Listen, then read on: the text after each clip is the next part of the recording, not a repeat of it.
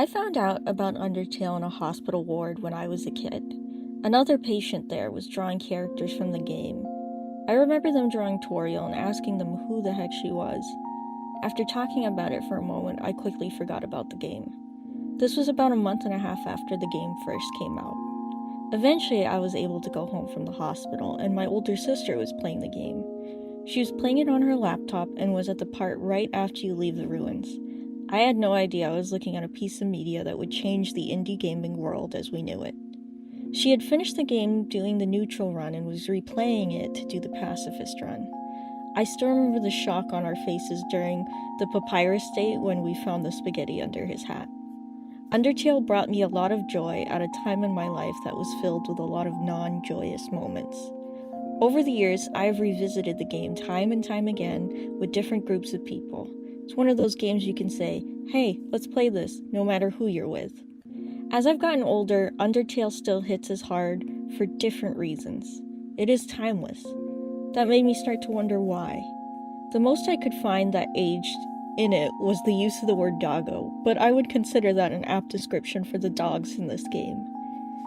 The more I thought about it, the more I found myself breaking it down into pieces. What makes a game timeless? The art direction, the music, the game mechanics, the story, the characters, and the overall message is what it came down to. So strap on in and get ready for me to have my TED Talk about why Undertale is timeless. Side note, this video will not be going into the plot of Undertale, so if you happen to not know it, I suggest checking out some kind of explainer video and then coming back to this one. Or don't. I don't know. I don't control you. First, the art direction. Toby Fox intentionally made Undertale's art quote-unquote bad. Literally, art was scrapped because it was too good.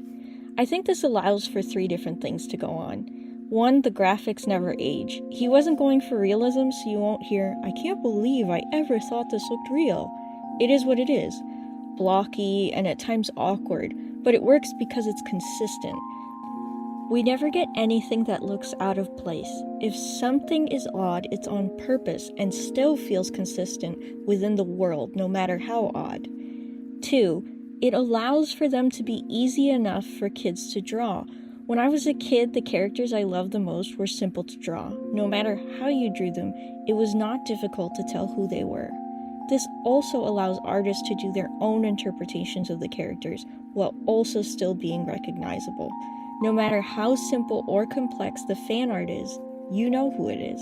And 3, the simplistic art style makes the final boss of Flowey that much more impactful and terrifying. An expectation is set with the simple art style that when Flowey shows up, he is doubly horrifying. The use of photos and even color during the fight, as fights usually are black and white, make Flowey so memorable and striking. My favorite part of Let's Plays of people who have never played Undertale is always when they see Flowey and become horrified. I was traumatized when I saw him for the first time. It's the same level of trauma that one might feel when seeing Gygas for the first time in Earthbound. Overall, Toby's art direction is so well executed that even if you find it ugly, you cannot deny that it is purposeful and consistent. Moving on to music, just listen to Toby Fox's music, instead of my words to know. I'm not musically talented, but my ears know this is good. The music always fits the tone of the story. It never feels out of place and only adds to the ambiance of the game. Whether the scene is action-packed or slow, the music only adds to it and is never distracting.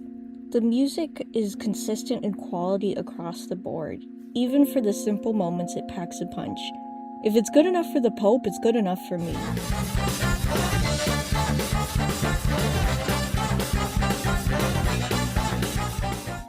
The game mechanics in Undertale are simple yet well executed. They spice up the usual monotony of turn-based RPGs. Don't get me wrong, I'm a sucker for the classics, but an occasional spice-up is always welcome. What really works for the fighting mechanics in Undertale is that it's scalable. It's still fun whether it's easy or hard. It is so fun people go out of their way to do the hard battles, and it always feels like an accomplishment when you do win the hard fights. Toby also paces the new mechanics into the fighting segments nicely. We are not overwhelmed from the start. We get the normal fighting, green things heal, then we get the blue mechanic, the mechanic where you're stuck in place, the orange mechanic, and so on. It feels as though you've earned each one when you learn it. And then, all of them come into play with the fight with Flowey, even as every expectation is flipped on its head. The player cannot simply just zone out clicking through menus, you have to lock in and dodge. It is like a slew of mini-games to break up zones of exploration. There's no grinding either to pad out the runtime, which allows for the fighting to be a welcome break from story rather than something to just get through. Some story elements are even worked into fights. Speaking of story, let's move on. The story has a simple structure. You're a human who has fallen into a hole of monsters and you are trying to leave with your life. Pretty simple. It's not unusual now to have a story that makes monsters more interesting and likable, and it's not the first game ever to have the mechanic of saving monsters. Toby Fox has cited Moon RPG as an inspiration for Undertale, which is about saving creatures from the killer hero. But Toby takes it a step further by making it the player's choice, and it is not the illusion of choice like in a lot of games where the outcome is always the same. Your choices have actual weight. If you do bad, it is remembered, even across playthroughs. This is an aspect that just solidifies Undertale's timeless. I think it carries such a weight that few games are able to achieve. It makes the game feel like it has a life of its own that is getting to the player even beyond the screen. Fourth wall breaking doesn't always land, but this does more than just land. It punches and kicks the player. Even if you replay the game as a pacifist to fix things, the game never forgets, which is chilling to the bone. What also makes your actions impactful is our attachment to the characters.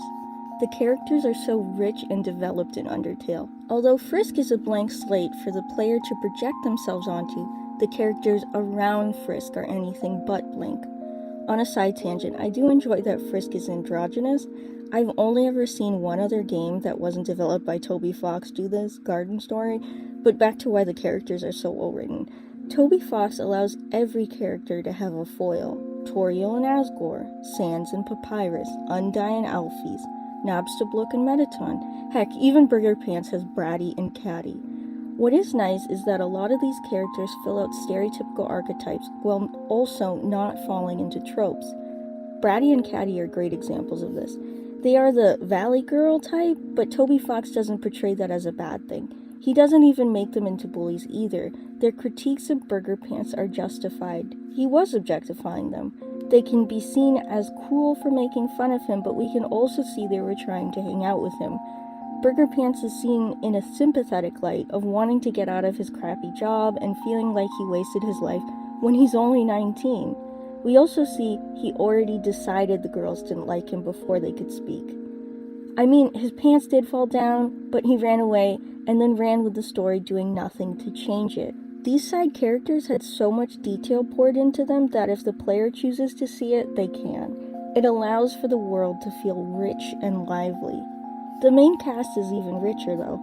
Toriel and Asgore are perfect examples of what it is like to try to take care of everyone. Toriel locks herself away while Asgore commits violence. In the face of tragedy, both parties put the weight entirely on their individual shoulders. Toriel saw it better to completely detach from society while Asgore found himself going into extremism. Both are on opposite sides of the spectrum and neither is viewed in a healthy light. Isolation and extremism are unhealthy. Both Toriel and Asgore still suffer. They also are both control freaks in a way. They try to pressure the player that they don't have a choice, but it is up to the player to show they can still have their own autonomy by choosing mercy. It is a powerful choice to open and close Undertale with these two as bookends for dealing with Flowey. Sans and Papyrus are foils of knowledge. Sans is all-knowing while Papyrus has no thoughts. We can see how much it weighs on Sans while he pretends to be completely nonchalant. Knowledge can be a burden. Papyrus doesn't know a lot, and people tend to infantilize him to a degree. Both Sans and Undyne feel the need to protect Papyrus. They decide what he should know or shouldn't.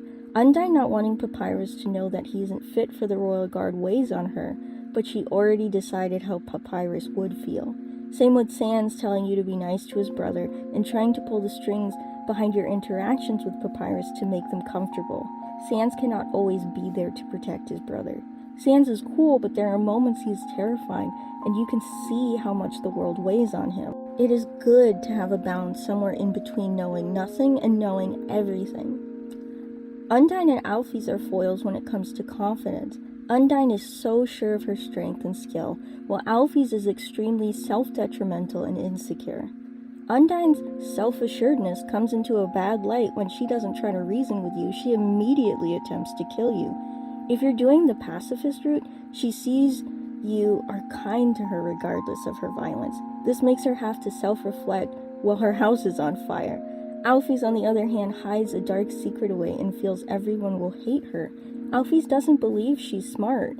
Mettaton is a ghost and a robot, but at the end of the day, she built the machine he resides in. Alphys is sure Undyne won't like her back. This causes her to isolate, and when she finally makes a connection with someone, aka you, the player, she feels she has to script the interaction and at times almost smothers you with social media and phone calls. Both are unhealthy, and both characters are forced to self-reflect if the player becomes involved in their stories. Nabstabluk and Mettaton are my favorite foils because you have to dig to connect them. They're cousins. Nabstabluk is another example of isolation. When Mettaton took their new form, Nabstabluk was left behind. He kept going on with the usual and would lay on the ground to wallow and feel like garbage. Mettaton, on the other hand, took their new form and became famous.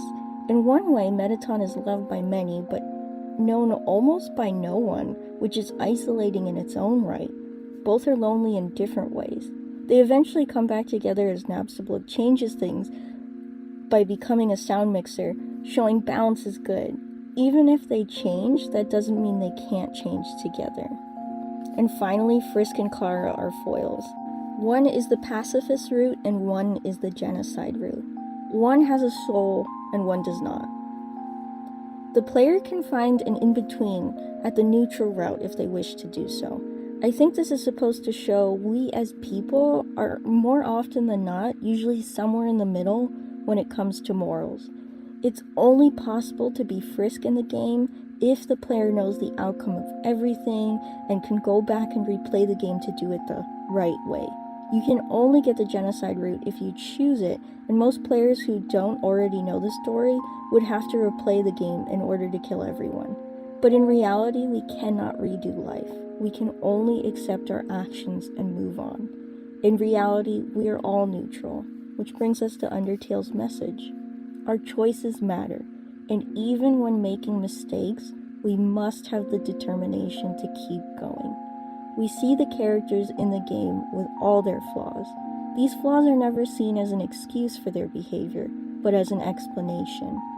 But it is our determination that makes us different from the other characters, and it is our determination that allows us to get involved with their lives and make it better, or to even end them. If you choose to end them, you lose yourself. This mirrors real life and how we choose to interact with those around us. But despite everything we do, we will still always be just us, for better or for worse.